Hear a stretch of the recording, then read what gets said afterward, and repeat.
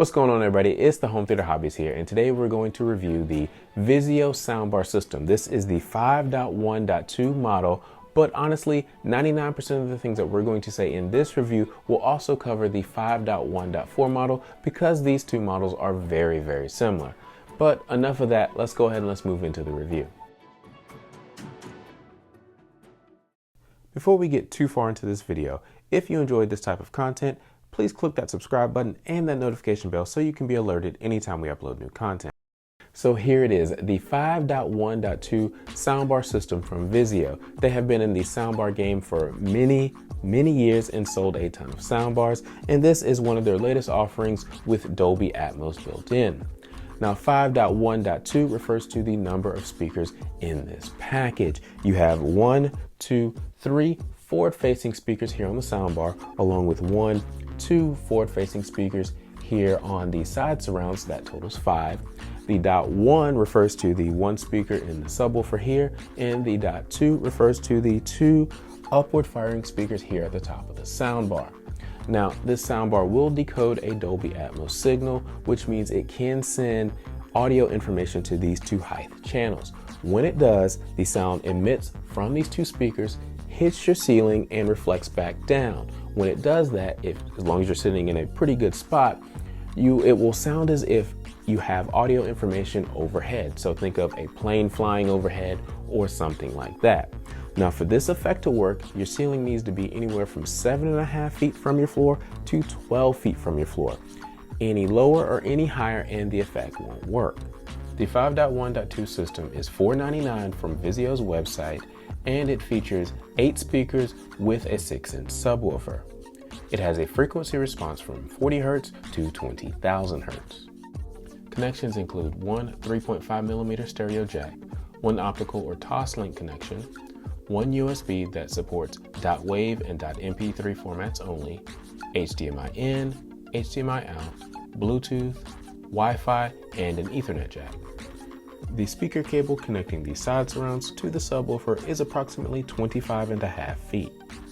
Supported surround formats include Dolby Atmos, DTS HD Master Audio, and DTS Virtual X. Along the top of the soundbar, you have a few buttons just in case you misplace your remote. You have a power button, an input selection button, a Bluetooth pairing button, and a volume down and up button. On the rear of the soundbar, you have 2 holes for mounting it to the wall. Over here you have the power connection, over here are the audio connections, here are the HDMI connections, and on this side you have the Ethernet and USB connection. That USB connection can only be used with .wave and .mp3 file formats. The included remote should be familiar if you've owned a Vizio soundbar. At the top you have an LCD screen that displays the status of whatever you're doing. The screen is not backlit, so it will be hard to see in the dark. Just below that you have a power button, an input selection, and a menu button. The menu button allows you to change the volume of the various speakers, including the subwoofer. You can also change the EQ setting, turn the height speakers on or off, and various other functions.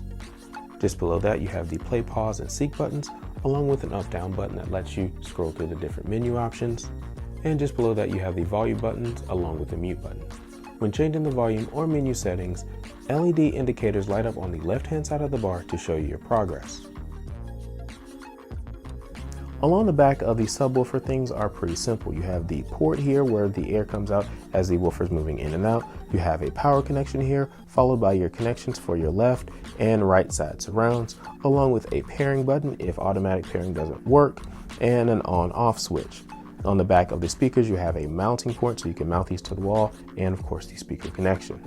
Now, the cool thing about these speaker connections is they are color coded. Blue goes with the left side, and this tan or gray color goes with the right side. So all you have to do is plug it in like that and like that, and then plug the other end into the speaker like that, and you are set up and good to go. Now let's move on. Let's do some sound samples so you can hear how these speakers sound.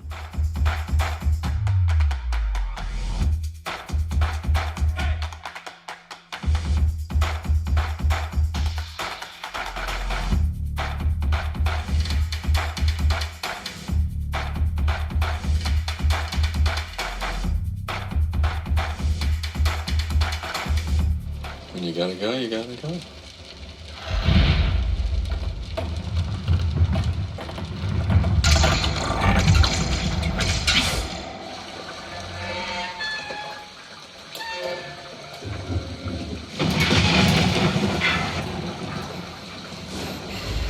Dr. Grant?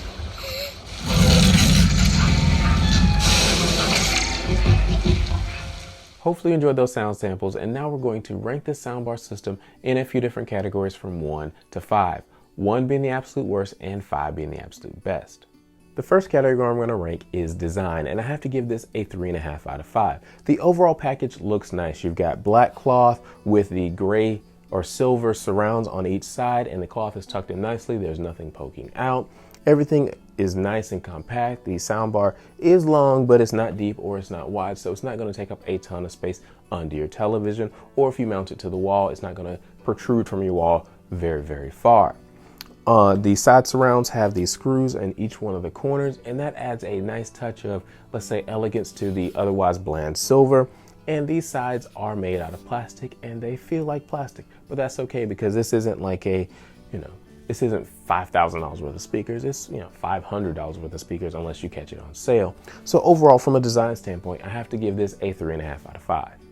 The next category I want to rank is features, and I give this a 3 out of 5. The soundbar system has Google Assistant, Bluetooth, and Dolby Atmos. And I want to focus on Dolby Atmos for this portion of the review. Dolby Atmos works. It sounds like you have overhead sounds coming from above. It doesn't work as good as dedicated speakers, but it does work. When playing streaming content, Dolby Atmos was reliable, and I knew it was decoding because you can go through the menu system on the remote, hit a couple of buttons for info, and it sounds like this. HDMI ARC, Dolby Atmos, Dolby Digital Plus, HDMI In, DTS HD Master Audio. The soundbar consistently decoded Dolby Atmos signals from streaming apps on my television, but when I plugged in my 4K UHD player and played these 3 4K Atmos discs, it was inconsistent. It decoded one movie as Dolby Atmos, another as DTS HD Master Audio, and another as Dolby Digital. And because it was inconsistent when playing disc, I have to give this a 3 out of 5. The next category I'm going to rank is sound quality, and I have to give this a 3 out of 5. The soundbar itself sounds good. It's got nice highs, some decent mids, and because the left and right speakers are far enough away from each other, you do get some stereo separation, which is a good thing. If the soundbar was longer, it would be even better, but at 36 inches, this is a pretty good length as far as stereo separation is concerned. The center channel volume is nice and clear, and if you need to turn it up, you can through the dedicated remote, so that's a definite plus. The side surrounds also sound pretty good, but they are small, and one of the things I did notice was I did need to turn them up just to give me a little bit more surround presence from them. Now, one thing that both the side surrounds and the soundbar lack is bass, and that's where the subwoofer comes in. Without the subwoofer, I don't care how much you turn the bass up itself, these things won't do anything. They definitely need the subwoofer. Now, in my testing, I noticed that the crossover is set right around 100 Hertz because with this subwoofer, you can't set the crossover. It is set by the system itself. Now, the subwoofer itself is small, but it does add bass to the system. But honestly, it's only adequate because it does let the bass notes hang a little bit, so you get just a little bit more boominess from the sound than you probably want. And you do hear a little bit of port noise. Now, when you're playing dedicated bass tones, bass frequencies, you're going to hear a lot of port noise, especially in the lower frequency regime. But above, let's say 50 Hertz and up, you don't hear it as much. And when you're listening to normal content, watching movies and stuff like that, you really don't hear the port noise, but it is there. So overall, this system sounds good. It's definitely better than television speakers, and it's also better than, let's say, a 2.1 system, especially if the subwoofer on that other .1 system isn't that good. But it does leave some to be desired. I think they could have done a little bit better job with the subwoofer, and this would have been a much, much better system. The next category I'm going to rank is value, and I give this a 3.5 out of 5. At $500, it's probably one of the cheaper Dolby Atmos enabled soundbar systems that you can pick up, but the sound quality from the subwoofer is a little bit lacking, so I ding it a little bit. But if you can catch this on sale for $100 or $200 off, it is a great value, but at $500, I give it a 3.5. Overall, Vizio gives us a soundbar that has both Dolby Atmos, Bluetooth, and Google Assistant built in.